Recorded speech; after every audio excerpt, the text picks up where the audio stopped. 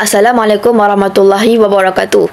Saya Rabi Abdul Nadim Rizwan daripada Universiti Islam Melaka.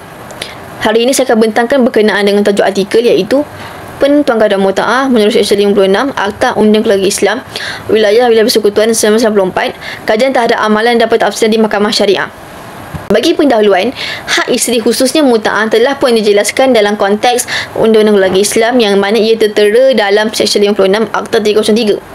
Akta tersebut ataupun peruntukan tersebut ia memperuntukkan tentang selain dari haknya untuk memohon nafkah, seseorang perempuan yang telah diceraikan tanpa sebab yang patut oleh suaminya boleh memohon muta'ah ataupun pemberian sagu hati kepada mahkamah. Dan mahkamah boleh selepas mendengar pihak-pihak itu dan apabila berpuas hati bahawa perempuan itu telah diceraikan tanpa sebab yang patut, memerintahkan suami membayar sejumlah wang yang wajar dan patut mengikut hukum syarak. Peruntukan tersebut ia dilihat sebagai peruntukan yang bersifat komprehensif, tetapi tiada parameter ataupun garis pandang khusus yang boleh dijadikan sebagai rujukan tetap dalam penentuan kadar muta'ah. Ketiadaan parameter ataupun garis pandang khusus tentang penentuan kadar muta'ah boleh menyebabkan berlakunya isu ketidakseragaman dan variasi keputusan kehakiman. Sehubungan itu, suatu usaha ke arah mewujudkan satu penambahbaikan yang difikirkan sesuai untuk menyelesaikan permasalahan ini, sama ada ia dibuat melalui pindaan seksyen tersebut ataupun mengubahkan satu arahan amalan baru. Dalam metodologi kajian, saya pakai kaedah ataupun reka bentuk kajian yang bersifat doktriner dan juga kualitatif. Saya juga menggunakan kaedah pengumpulan data iaitu sumber kepustakaan saya ambil daripada status perundangan, laporan kes mahkamah yang terpilih daripada tahun 2000 sehingga terkini dan sebagainya. Saya juga menggunakan kaedah temu bual separuh berstruktur yang di mana saya menemu bual 2 orang informan daripada pegawai Mahkamah Syariah. Yang pertama sekali adalah Tuan Muhammad Amir. Beliau adalah pendaftar Seksyen Pengurusan Kes dan juga sebagai mantan Hakim Mahkamah Rendah Syariah dan Wilayah Persekutuan. Informan yang kedua pula adalah Pegawai Suluh iaitu Ketua Seksyen Suluh Mahkamah Syariah Wilayah Persekutuan iaitu Tuan Dr. Ahmad Mukhlis. Dan kemudian data yang telah dikumpul saya membuat penganalisan data secara tematik. Okey, baiklah, sekarang ini kita akan masuk kepada fokus utama kita iaitu tentang faktor-faktor yang diambil kira oleh pihak mahkamah untuk menentukan kadar muta'ah. Dalam temu bual bersama dengan Tuan Muhammad Amir, beliau menyatakan bahawa terdapat faktor tersurat dan juga faktor tersirat. Dan dalam faktor tersurat itu pula adanya kemampuan dan komitmen kewangan suami, tempoh dan keadaan perkahwinan, keadaan isteri selepas penceraian serta rekod nafkah dan tanggungjawab suami sebelum penceraian berlaku. Kemudian dalam faktor tersirat pula adanya budi dan juga sumbangan bukan kewangan isteri, kesan psikososial penceraian terhadap isteri dan juga prinsip kebajikan berdasarkan ihsan dan juga mahkota syariah iaitu maslahah. Okey, seterusnya adalah berkaitan dengan faktor tersurat pertama, yakni kemampuan dan komitmen kewangan suami. Faktor ini diiktiraf sebagai faktor tersurat yang terpenting dan ia berlandaskan terus kepada asas hukum syarak dalam surah Al-Baqarah ayat ke-236. Dalam konteks Mahkamah Syariah, penilaian kehakiman tentang faktor ini adalah menyeluruh dan tidak terhad kepada slip gaji semata-mata sahaja. Maka, mahkamah akan membuat taksiran berdasarkan pendapatan suami, aset yang dimiliki serta tanggungan semasa. Sudah pasti tujuannya hanyalah untuk memastikan bahawa kadar muta'ah ini ditetapkan dalam keadaan yang munasabah dan tidak membebani mana-mana pihak. Informan pertama iaitu Tuan Muhammad Amir sebagai Ketua Seksyen Pengurusan Kes menegaskan bahawa hakim perlulah meneliti keupayaan sebenar suami pada masa tuntutan difailkan ataupun pada masa tuntutan dikemukakan. Jika suami mempunyai tanggungan lain yang berat ataupun pendapatannya rendah, maka kadar muta'ah wajib disesuaikan agar perintah mahkamah dilaksanakan. Namun begitu, menurut informan yang kedua iaitu Tuan Dr. Ahmad Mukhlis menyatakan bahawa kemampuan suami haruslah dinilai ketika penceraian itu berlaku dan bukannya pada masa tuntutan difailkan. Pendekatan ini memastikan keadilan terpelihara sekiranya terdapat kelewatan ketara dalam penfailan tuntutan. Antara kes yang boleh dijadikan contoh adalah kes Aminah binti Mokhtar lawan Zakaria bin Yahya pada tahun 2009, yang di mana dalam kes ini walaupun bekas isteri menuntut jumlah yang besar, mahkamah mendapati defendant iaitu bekas suami tidaklah berupaya untuk menunaikan amount yang diminta. Sehubungan itu, kadar muta'ah telah dikurangkan secara signifikan bagi menyesuaikan dengan kemampuan sebenar bekas suami. Keputusan ini menunjukkan bahawa kemampuan kewangan suami merupakan premis pertama dalam pertimbangan hakim syar'i. Okey, seterusnya adalah tentang faktor tersurat yang kedua, iaitu tempoh dan keadaan perkahwinan. Ia adalah elemen penting yang diiktirafkan oleh mahkamah syariah, yang di mana perkahwinan yang berlangsung dalam jangka masa yang panjang ataupun dianggap stabil, ia cenderung untuk menghasilkan penetapan kadar muta'ah yang lebih tinggi. Logiknya adalah mudah, iaitu tempoh perkahwinan yang lebih panjang sudah pasti ia mencerminkan pengorbanan yang besar daripada pihak isteri, sama ada daripada sudut sumbangan tenaga, masa maupun pengurusan hal ehwal berkaitan dengan rumah tangga. Penilaian ini membantu hakim syar'i menaksirkan tahap komitmen dan tanggungjawab yang telah dipikul isteri sepanjang tempoh perkahwinan bersama sebelum berlakunya perceraian. Dalam temu bulan sebelum ini, Tuan Muhammad Amir menjelaskan bahawa sekiranya tempoh perkahwinan adalah singkat, jadi ia tidak munasabahlah untuk seseorang isteri itu ia menuntut jumlah yang tinggi seperti ratusan ribu ataupun puluhan ribu. Antara kes yang saya boleh berikan adalah seperti mana yang dalam slide adalah kes Melo binti Ripin lawan Muhammad Najib bin Abu Hassan. Kes ini diambil daripada temu bual bersama dengan Tuan Dr. Ahmad Muklis.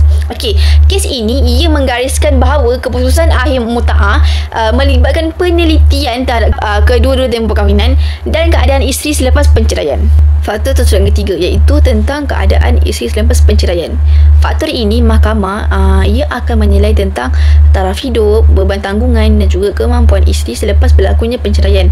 Mahkamah juga ia akan menilai sama ada selepas penceraian berlaku, isteri akan kehilangan tempat bergantung ataupun berlakunya pemberhentian kerja yang serius. Aspek material ini perlulah dibuktikan, yang di mana ia akan menjadi penentu kepada kestabilan hidup si isteri selepas terputusnya ikatan perkahwinan. Jadi, muta'ah yang didapatkan itu adalah sebagai modal untuk isteri memulakan kehidupan baru. Kes yang boleh dijadikan contoh adalah kes Faridah Sulaiman lawan Muhammad Nuh Osman pada tahun 2005. Kes ini, Mahkamah Tinggi Syariah KL tidak hanya menilai pendapatan tinggi suami, tapi mahkamah pun akan ambil kira tentang keperluan untuk memastikan bayaran yang ditetapkan adalah bersesuaian dengan kedudukan sosial dan taraf isteri. Pada awalnya, kes ini ia menuntut tuntutan sebanyak RM168,000. Tapi pada akhirnya mahkamah hanya putuskan RM10,000 sahaja kerana penetapan ini ia seimbang daripada sudut ijtihad hakim tentang kemampuan suami dengan hak isteri untuk menerima ganti rugi yang wajar bagi memelihara martabatnya selepas 14 tahun perkahwinan. Jadi, faktor yang ketiga ini membuktikan bahawa mahkamah syariah tak hanya fokus pada transaksi kewangan, tapi berpegang teguh kepada prinsip ihsan yang memastikan muta'ah ini benar-benar berfungsi sebagai instrumen pemulihan kepada isteri selepas penceraian. Faktor tersurat yang keempat adalah rekod nafkah dan tanggungan suami sebelum penceraian, yang di mana penilaian rekod tanggungjawab ni ia ada membawa dua implikasi yang berbeza terhadap kuantum muta'ah, yang di mana sekiranya suami itu dibuktikan bahawa ia telah menunaikan nafkah yang baik, tanggungjawab yang baik, jadi kadar muta'ah yang diselaraskan kepada jumlah yang sederhana sebab suami itu sepanjang perkahwinan ia bersifat baik dan juga melaksanakan tanggungjawabnya dengan baik. Dan tapi sebaliknya, jika suami ni didapati gagal ataupun cuai dalam menunaikan komitmen kewangan sebelum penceraian, jadi kegagalan ini membolehkan kadar muta'ah ditetapkan lebih tinggi. Peningkatan ini berfungsi sebagai pengiktirafan kehakiman terhadap pengiktirafan kehakiman terhadap kesukaran yang terpaksa ditanggung oleh isteri akibat daripada kecuaian suami tersebut. Faktor ini juga dia berkait rapat dengan kelayakan isteri mengikut Seksyen 56 Akta 303, yang di mana berlaku tanpa sebab yang patut perceraian itu. Jadi prinsip ini juga dikukuhkan melalui kes Sheikh Farouk Azlan, Sheikh Abdul Aziz lawan Roslewati Hussein pada tahun 2015, yang di mana kes ini Mahkamah Rayuan Syariah menolak hujah suami yang mendakwa penceraian berlaku atas sebab yang patut. Mahkamah dengan tegasnya memutuskan bahawa hak muta'ah tidak boleh dinafikan semata-mata kerana wujudnya isu nusus. Keadaan muta'ah ditetapkan berasaskan kemampuan kewangan suami serta keadaan kedua-dua pihak.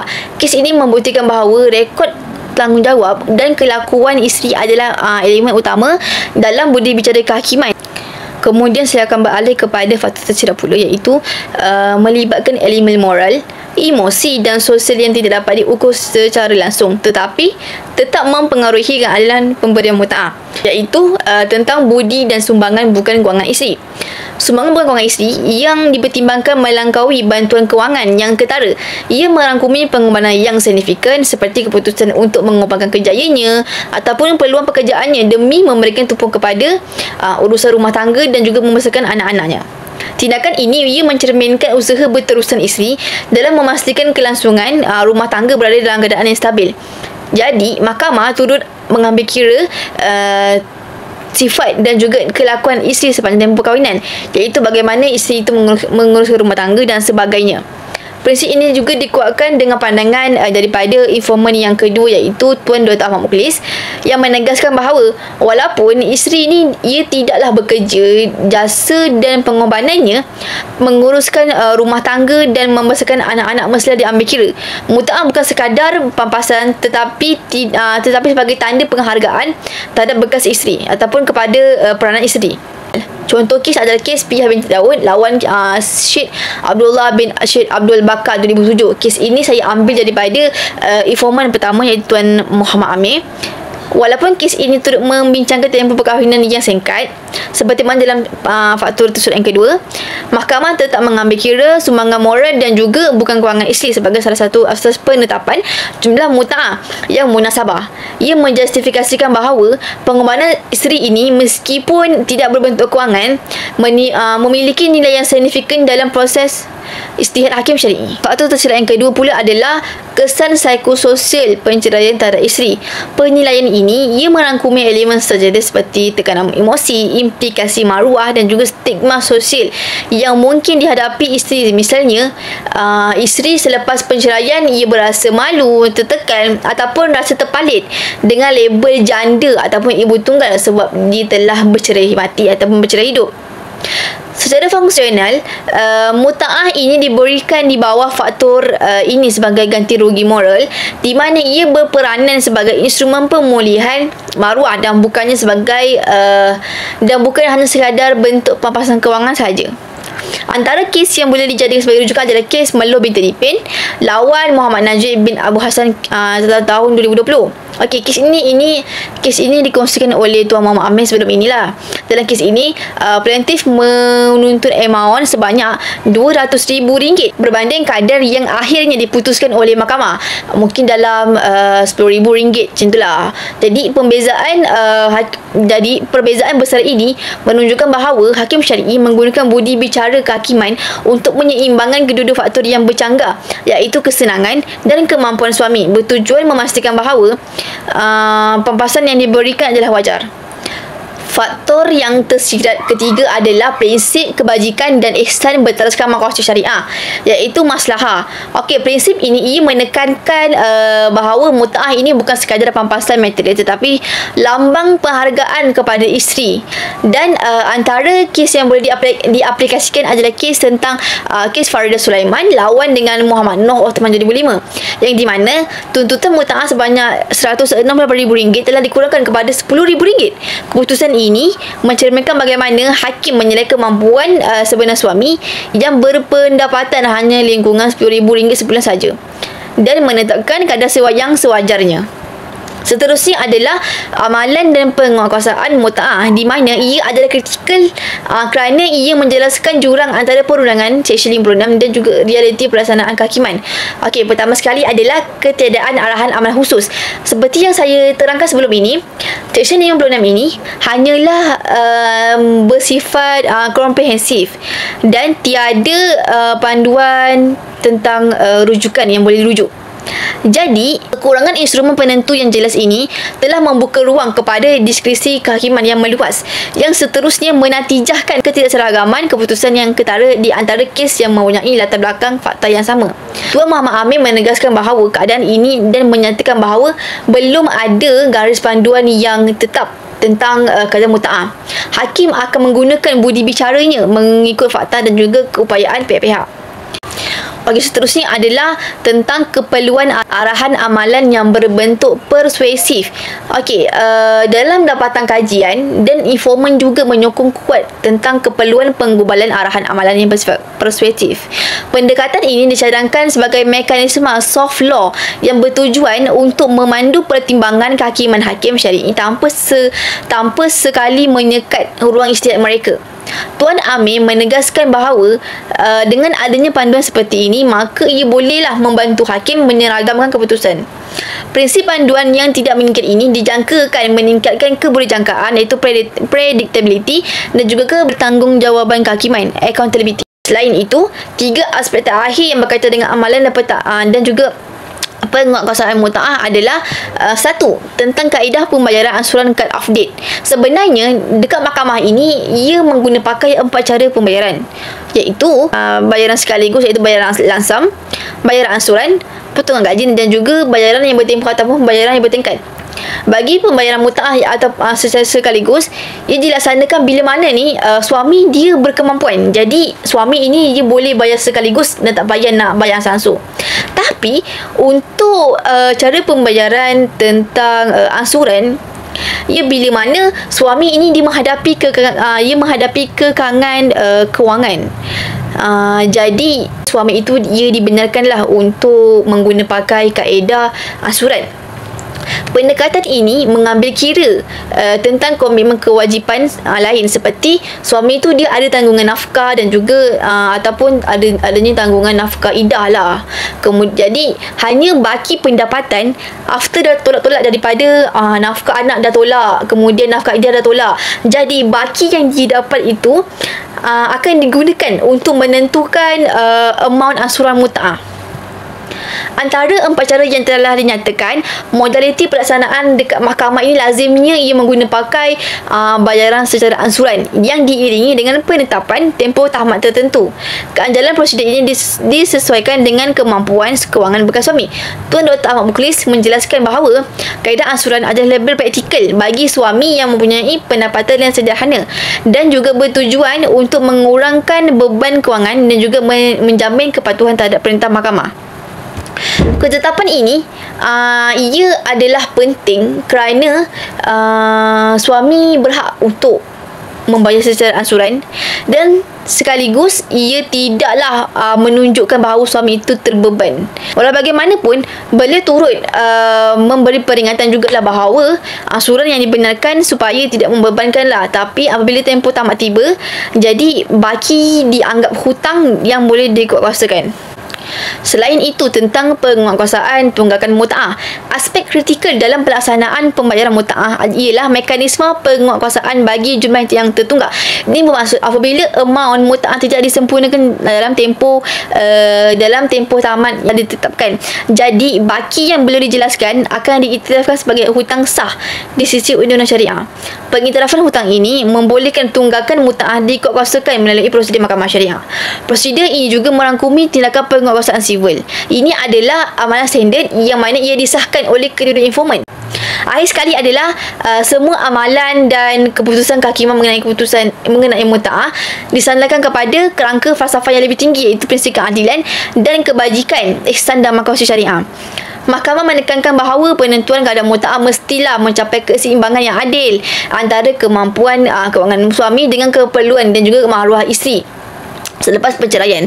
Tuan Dr. Ahmad Mukhlis sebagai informan yang kedua menegaskan bahawa pemberian muta'ah ini dilihat sebagai satu bentuk ihsan dan kebajikan untuk bekas isteri dan sama sekali bukanlah sebagai hukuman kepada suami.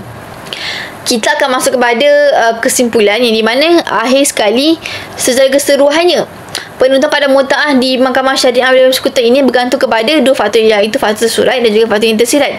Dan dalam faktor-faktor tersebut adanya perincian dan juga adanya beberapa aspek yang telah diambil kira dalam fakta tersebut.